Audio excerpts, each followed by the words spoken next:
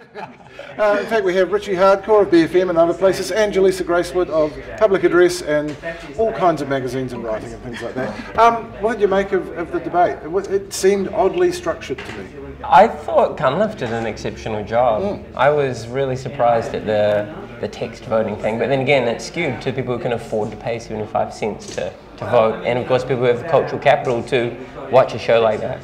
So I thought Cunliffe did an outstanding job. Yeah, I'm a debate nerd from way back, so I was watching it with that kind of technical feeling, but it did actually remind me of a debate I saw in the States when I was living there between Bush and Gore, which I watched in a room full of graduate students.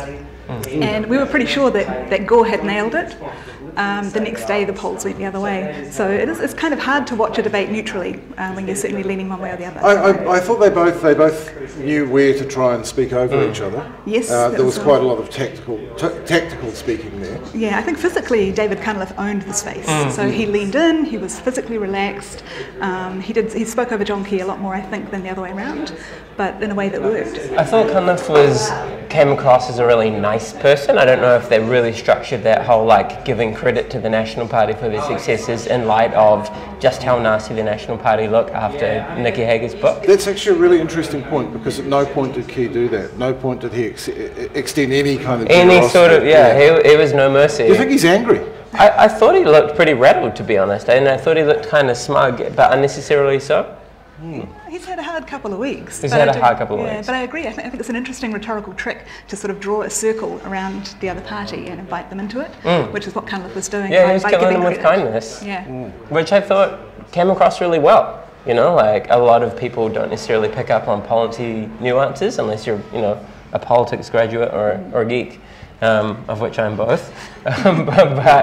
But he came across as a good, genuine, down-to-earth guy, and I think he was great in that he built the bridge with John Key. We're both from working class backgrounds, we've both been helped by the social system, but we have not pulled up the ladder after us, unlike the National Party. And I think that was a really key distinction a lot of people might pick up on. Yeah, absolutely. And having set up that kind of commonality, he then finished on the binary. So they're the past and we're the future.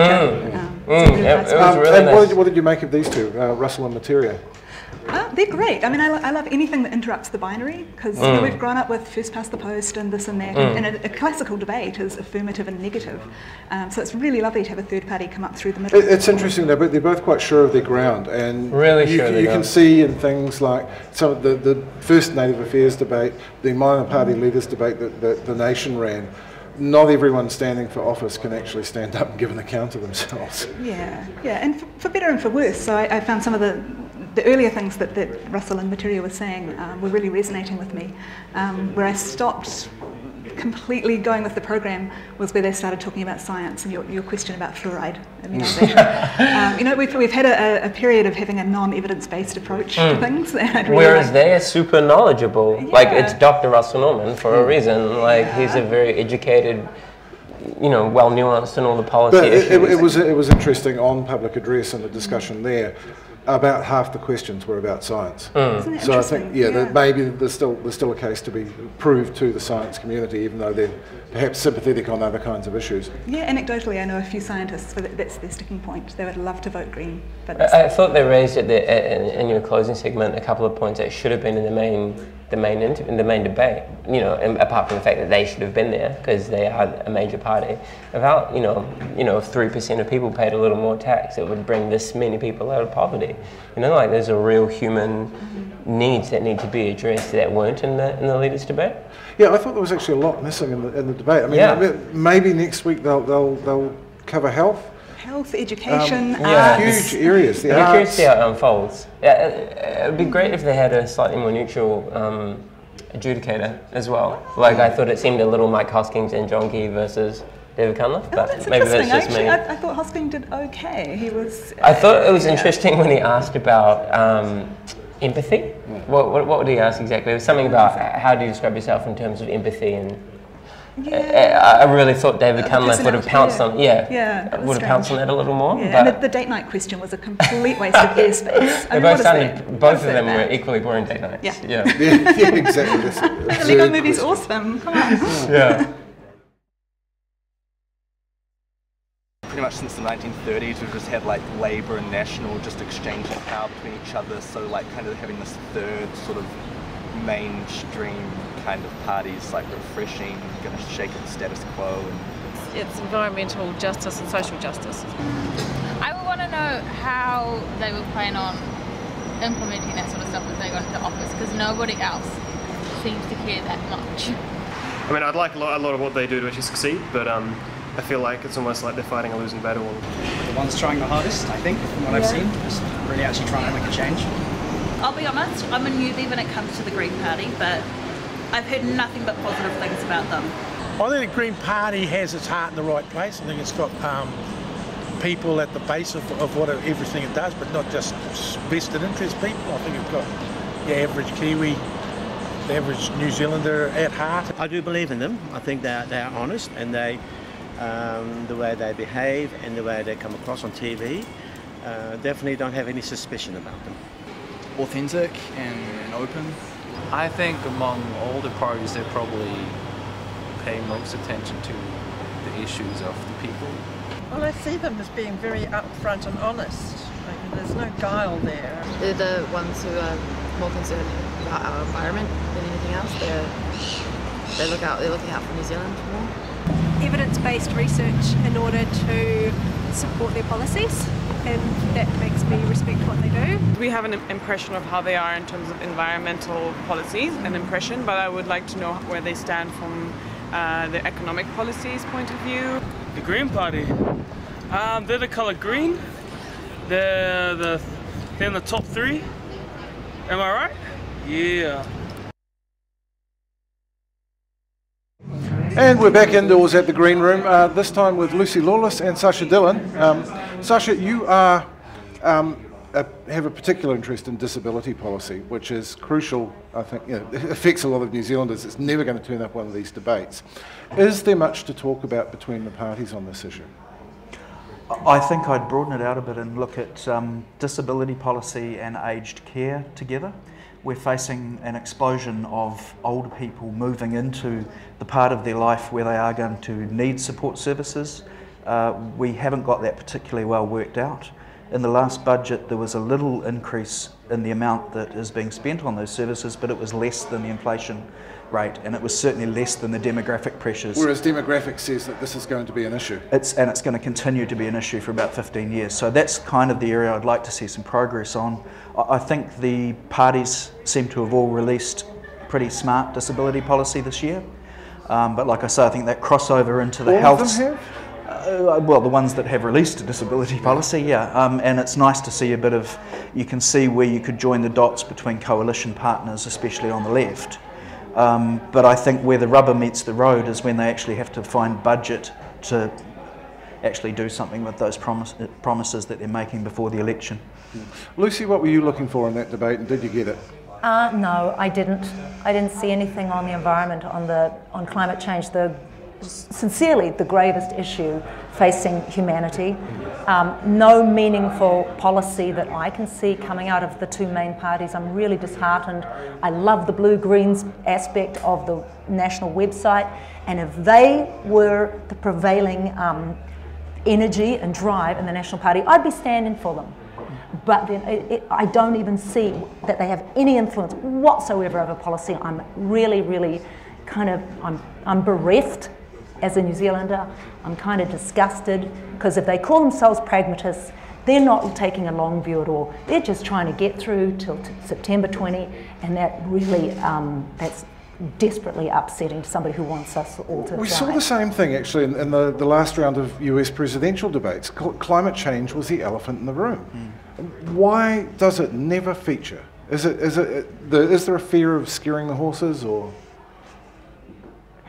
Scaring you know what there is when you're trying to impart that message. You don't want to scare people because they're just going to go, ah la la la. I encounter that all the time.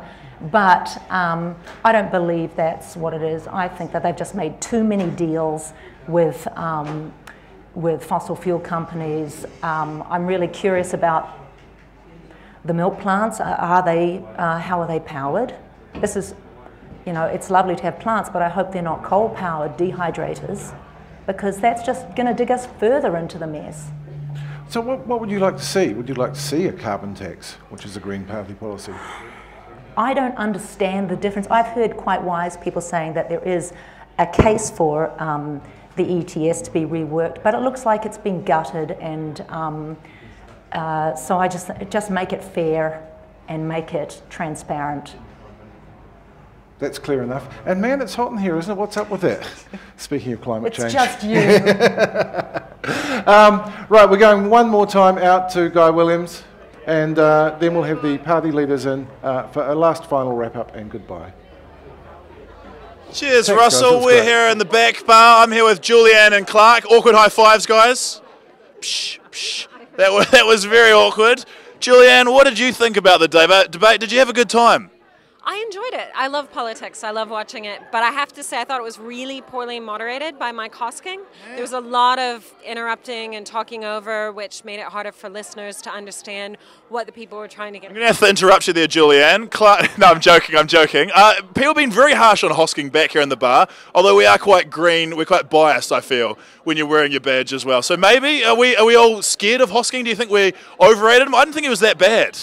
I didn't think he was particularly biased. I just didn't think he was a good moderator. Okay. I think Rachel Smalley would have done a much better job based on the debates that I've been involved in and seen her moderate recently. Oh, very good.